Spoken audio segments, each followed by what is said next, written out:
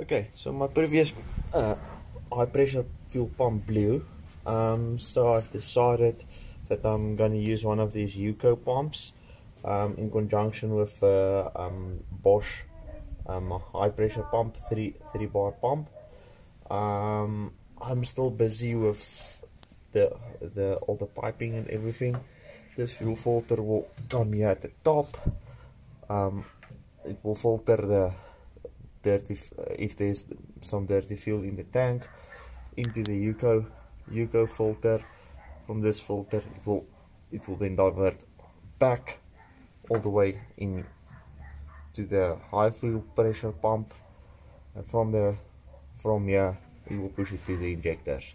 Now I'm still waiting for my fuel return rail that I've had made up, because it was the old original one, which is basically as thick as these, which is about 2 millimeters thick. So I had them changed to 6 millimeters. Hopefully that will solve my fuel return problem. Okay, laat ek gou vir jou wys wat maak hy. Sien, daar is my pompie. Hy loop in die, ek gaan hierso onder. Jy sien, hy loop na my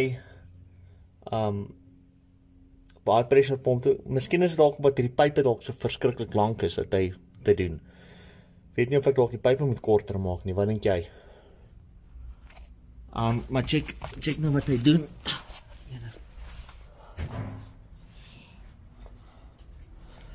Okay, sit af, sit aan. Okay, dit is natuurlijk start.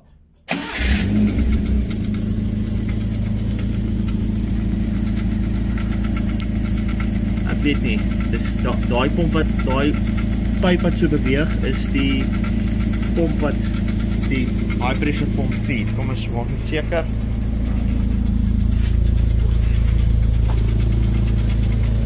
Ja, sien maar die high pressure pomp feed. Miskien moet ek die pyp bietjie korter maak.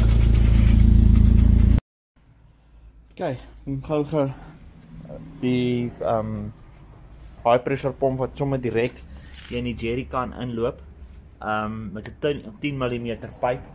My tank is so vol, hy kom hier by overflow uit, so ek het nou maar net in die ander jerrycan ook net ingestoot. Okay, kom ons kyk.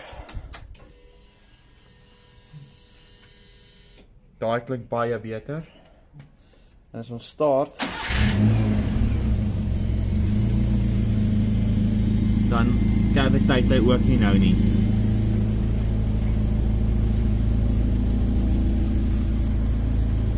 Ja, hy caviteit nie nou nie.